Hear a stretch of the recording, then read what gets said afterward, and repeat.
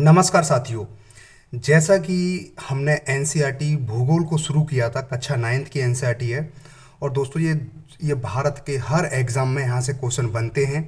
यदि आपकी ये एनसीईआरटी कवर है तो आपके बहुत सारे क्वेश्चन बन जाएंगे। तो देखो, मैंने आपको पहला चैप्टर कराया था भारत आकार और इसकी स्थिति।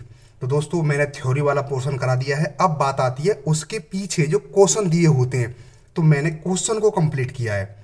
तो पहला क्वेश्चन है, अरब सागर में स्थित द्वीप समूह, यानी कि अरब सागर में कौन कौन से द्वीप समूह हैं। तो दोस्तों, उसका नाम है लक्षद्वीप, जो मैंने आपको बता दिया है। बंगाल की खाड़ी में स्थित द्वीप समूह, यानी कि बंगाल की खाड़ी में कौन कौन सा द्वीप समूह है।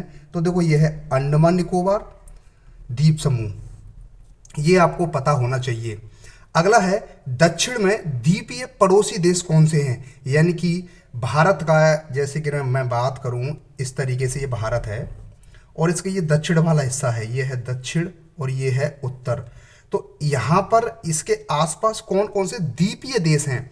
द्वीपीय देश का मतलब होता है, जैसे कि ये द्वीप है, ये यहाँ पर तो ज़मीन होती है और इसके आसपास होता है पानी, उसको बोलते हैं द्वीपीय देश। तो दोस्तों, एक है श्रीलंका और एक है मालदीव, यानी कि इनके आसपास क्या है, पूरा समुद्र है। श्रीलंका और मालदीव ये भारत के दक्षिण में द्वीपीय देश हैं।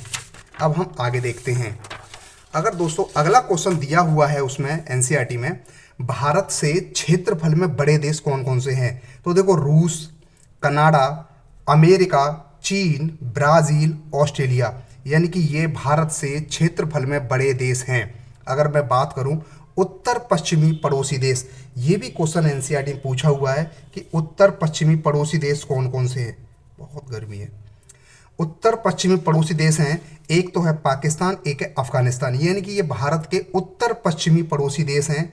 अगर उत्तरी पड़ोसी देश की बात करें तो चीन, नेपाल, भूटान। दोस्तों देखो, मैप बनाऊंगा तो समय लगेगा, यहाँ पर आप ऐसे समझ सकते हैं, भारत का नक्शा है, ये उत्तर पश्चिम की बात हो रही है। तो देखो, उत्तर वाला पार्ट ये होता है, पूरब वाला पार्ट ये होता है भारत का, और ये पार्ट है आपका पश्चिम वाला। तो देखो, उत्तर पश्चिम ये वाला। तो यहाँ पर कौन कौन है, पाकिस्तान और अफगानिस्तान। अब उत्तर पड़ोसी देश, यानी कि उत्तर की बात करें तो यहाँ पर चाइना है, नेपाल और भूटान, यानी कि उत्तरी पड़ोसी देश चीन, तिब्बत भी आ गया, नेपाल, भूटान, ये भारत के उत्तरी पड़ोसी देश हैं। अब बात करते हैं उत्तर पूर्वी, यानी कि ये उत्तर है और ये पूरब है, यानी कि यहाँ पर कौन कौन से देश हैं, म्यांमार और बांग्लादेश। बांग्लादेश तो आपको पता ही यहाँ पर है और म्यांमार यहाँ पड़ता है, यानी कि बांग्लादेश तो यहाँ पर है और म्यांमार यहाँ पड़ता है। तो अब तक क्या सीखा, यानी कि उत्तर पड़ोसी देश पाकिस्तान, अफगानिस्तान, उत्तरी पड़ोसी देश यानी कि इनकी बात हो रही है चीन, नेपाल, भूटान, उत्तर पूर्वी पड़ोसी देश म्यांमार और बांग्लादेश, यानी कि ये हुए ओवरऑल पड़ोसी देश। अब बात करते हैं, अगला क्वेश्चन दिया हुआ है कर्क रेखा के बारे में। तो दोस्तों देखो, कर्क रेखा 8 राज्यों से ऊपर गुजरती है। तो मैंने आपको पहले बता दिया था, गुजरात, राजस्थान, मध्य प्रदेश, छत्तीसगढ़, झारखंड, पश्चिम बंगाल और त्रिपुरा, इन राज्यों से कर्क रेखा गुजरती है। अब देखो, सबसे इंपॉर्टेंट क्वेश्चन जो टीचर ज़्यादातर नहीं बताते, ये क्वेश्चन है, अरुणाचल प्रदेश में गुजरात की अपेक्षा 2 घंटे का दिन 2 घंटे पहले क्यों है। यानी कि बात मतलब ऐसे समझो इसको, इसका कहने का मतलब है कि अरुणाचल प्रदेश में गुजरात की अपेक्षा 2 घंटे पहले सूरज क्यों निकलता है। तो दोस्तों यहाँ पे मैंने पूरा लिख दिया है, यानी कि भारत का देशांतरीय विस्तार 68 डिग्री 7 मिनट से 97 डिग्री 25 मिनट है, लगभग 30 डिग्री का अंतर है।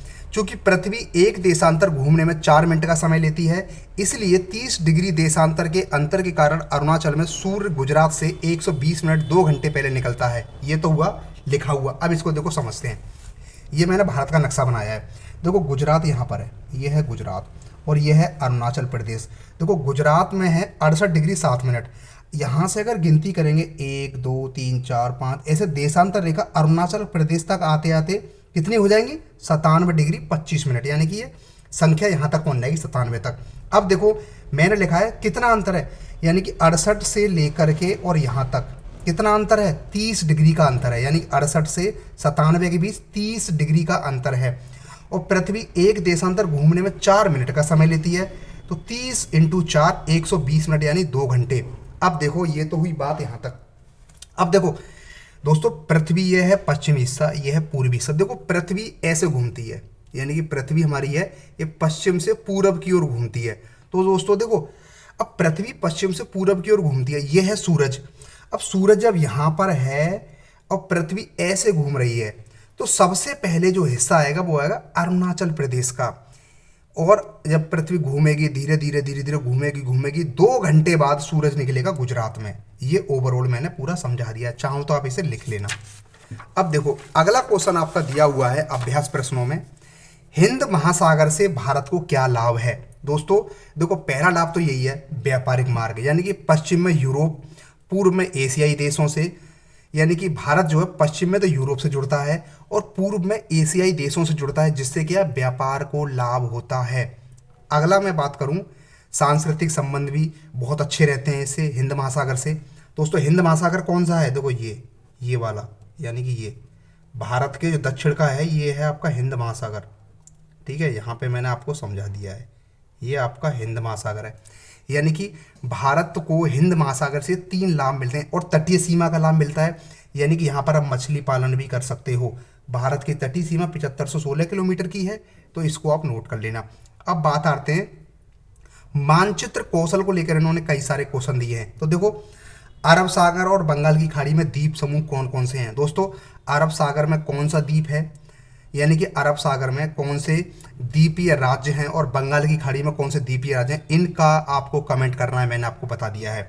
अब अगला क्वेश्चन है भारतीय उपमहाद्वीप, यानी कि भारतीय उपमहाद्वीप में कौन कौन से देश शामिल हैं। तो दोस्तों अगर मैं बात करूं, मोटे मोटे 7 देश हैं जो भारतीय उपमहाद्वीप में शामिल हैं। पहला भारत, पाकिस्तान, नेपाल, भूटान, बांग्लादेश, नेपाल 2 बार आ गया, मालदीव, यानी कि ये भारतीय उपमहाद्वीप में शामिल देश हैं जिनको भारतीय उपमहाद्वीप कहा जाता है। नेपाल यहाँ पे 2 बार आ गया है, चलो इसे एक क्रॉस कर दो। भारत, पाकिस्तान, भूटान, बांग्लादेश, मालदीव, ठीक है, नेपाल। कर्क रेखा वाला मैंने पढ़ा दिया है आपको और पीछे भी बता दिया था। अब आते हैं भारतीय मुख्य भूमि की जो भूभाग है उसका दक्षिणी शीर्ष बिंदु क्या होगा। तो दोस्तों जैसे कि ये भारत की मुख्य भूमि है ये, तो इसका ये दक्षिणी शीर्ष बिंदु क्या होगा। तो दोस्तों इसका नाम है कैप कमोरिन, कन्याकुमारी में पड़ता है। ये आपको नोट करना है। आपसे कभी कोई पूछे कि भारतीय मुख्य भूमि का जो भूभाग है उसका दक्षिणी शीर्ष बिंदु क्या होगा, कैप कमोरिन, कन्याकुमारी।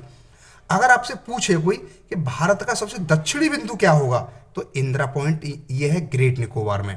यानी कि आपसे देखो भूभाग का मतलब क्या होता है, भूभाग का मतलब होता है जहां पर जमीन है, यानी कि जहां पर जमीन है वो लास्ट बिंदु है cap Comorin, Kanyakumari last point है।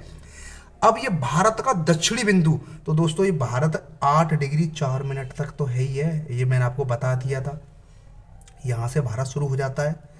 तो जो अंडमान निकोबार में जो ग्रेट निकोबार है उसमें इंदिरा पॉइंट पड़ता है और यहीं पर पड़ता है भारत का सबसे दक्षिणी बिंदु, वो मैंने यहाँ पे पॉइंट में लिख दिया है। अब देखो अगला क्वेश्चन क्या दिया हुआ है, देखो अगला क्वेश्चन दिया है भारत का सबसे उत्तरी अक्षांश क्या है। तो दोस्तों भारत का सबसे उत्तरी अक्षांश आपको पता होना चाहिए। भारत का सबसे उत्तरी अक्षांश है 37 डिग्री 6 मिनट। कहाँ है, लद्दाख में, पहली बात। दूसरी बात की बात करें, भारत के मुख्य भूभाग का दक्षिणी अक्षांश 8 डिग्री 4 मिनट, ये भी मैंने आपको बता दिया। फैक्ट है, इनको याद कर लेना आप। अब आता है भारत का पश्चिमी देशांतर, यानी कि ये भारत ये है, ये आपका भारत हो गया, ये हिस्सा होता है पश्चिमी और ये हिस्सा होता है पूर्वी। तो भारत का जो पश्चिमी देशांतर है वो 68 डिग्री 7 मिनट है। स्थान का नाम है गुहार मोती, जो कि गुजरात में पड़ता है। यानी कि आपसे कोई पूछे कि भारत का पश्चिमी जो बिंदु है वो है गुहार मोती, गुजरात में पड़ता है, 68 डिग्री 7 मिनट है। अगर आपसे कोई पूछे कि भारत का पूर्वी देशांतर 97 डिग्री 25 मिनट है, जो कि किबिथु एक जगह है अरुणाचल प्रदेश में पड़ती है। यानी कि भारत का ये वाला पॉइंट, ये पूर्वी पॉइंट है। ये क्या है, एक किबिथु अरुणाचल प्रदेश में जगह है जो भारत का पूर्वी बिंदु है। ठीक है, यहां तक समझ में आ गया होगा आपके, मैं उम्मीद करता हूं। अब अगला है भारत के तटीय रेखा, यानी कि भारत की जो तटीय रेखा है वो किसकी कितनी लंबी है, तो इसकी बात करते हैं। देखो सबसे पहले आएगा अंडमान निकोबार, इसकी है 1962 किलोमीटर। इसकी रेखा कितनी है, 1962 किलोमीटर। यानी कि भारत में केंद्र शासित प्रदेश में सबसे लंबी रेखा अंडमान निकोबार की है। अगर आपसे वो राज्यों के बारे में पूछे तो 1214 किलोमीटर है गुजरात की। यानी कि आपसे पूछे कि पूरे भारत की तटीय रेखा सबसे लंबी किसकी है तो आपको अंडमान निकोबार बताना है। अगर आपसे पूछे कि भारत के राज्यों की बताइए आप, तो गुजरात की है सबसे लंबी। फिर देखो तमिलनाडु 97 ये 974 किलोमीटर, फिर महाराष्ट्र 652 किलोमीटर, केरल 569 किलोमीटर, फिर गोवा 118 किलोमीटर। अब देखो राज्यों में सबसे लंबी रेखा तटीय रेखा गुजरात की है और सबसे कम किसकी है? गोवा। सबसे कम तटीय रेखा गोवा की है, सबसे मतलब छोटी बोल सकते हैं राज्यों में। और केंद्र शासित प्रदेशों में सबसे छोटी किसकी हुई? पुदुचेरी 30 किलोमीटर। 30 किलोमीटर, ये समझ लेना, आप लिख लेना, ठीक है। अब देखो अगली बात आती है, भारत और श्रीलंका को अलग करने वाली संधि का नाम क्या है? तो दोस्तों देखो, भारत और श्रीलंका को अलग करने वाली संधि का नाम है पाक जल संधि। इसको नोट कर लेना। यानी कि भारत और श्रीलंका को अलग करने वाली जल संधि का नाम है पाक जल संधि। अगला है भारत के केंद्र शासित प्रदेश। तो दोस्तों भारत के केंद्र शासित प्रदेशों की संख्या है 8। दिल्ली, अंडमान निकोबार, दादर नागर हवेली और दमन दीव एक ही है। पुदुचेरी, चंडीगढ़, जम्मू कश्मीर और लद्दाख, ये भारत के 8 केंद्र शासित प्रदेश हैं, ठीक है। अब हम आगे देखते हैं। अब देखो एक क्वेश्चन ये दिया हुआ है कि आप जिस प्रदेश में रहते हो उसका विस्तार बताइए। तो दोस्तों हम उत्तर प्रदेश में रहते हैं, तो उत्तर प्रदेश की बात करें तो उत्तर प्रदेश का जो अक्षांशीय विस्तार है 23 डिग्री 52 मिनट से 31 डिग्री 28 मिनट उत्तरी है। ये आपको पता होना चाहिए, कोई भी पूछ सकता है। अगला देशांतरी विस्तार की बात करें उत्तर प्रदेश का, तो 77 डिग्री 3 से पूर्वी देशांतर से 84 डिग्री 39 पूर्वी देशांतर है। यानी कि उत्तर प्रदेश का कुल क्षेत्रफल कितना है? 2,40,928 वर्ग किलोमीटर। यानी कि उत्तर प्रदेश का कुल क्षेत्रफल कितना है? 2,40,928 वर्ग किलोमीटर, जो कि पूरे भारत का 7.33% है। यानी कि उत्तर प्रदेश का जितना क्षेत्र है वह भारत के 7.33% है। क्षेत्रफल की दृष्टि से देखें तो उत्तर प्रदेश चौथा बड़ा राज्य है। यानी कि क्षेत्रफल की दृष्टि से उत्तर प्रदेश का भारत में चौथा स्थान आता है। ठीक है दोस्तों, ये हुई वीडियो कंप्लीट। यानी कि अब आपका पूरा एक चैप्टर कंप्लीट हो चुका है। मैंने थ्योरी करा दी, मैंने क्वेश्चन आंसर सब करा दिए। अब आपका काम है रिवीजन करना, ठीक है। Thank you guys, see you.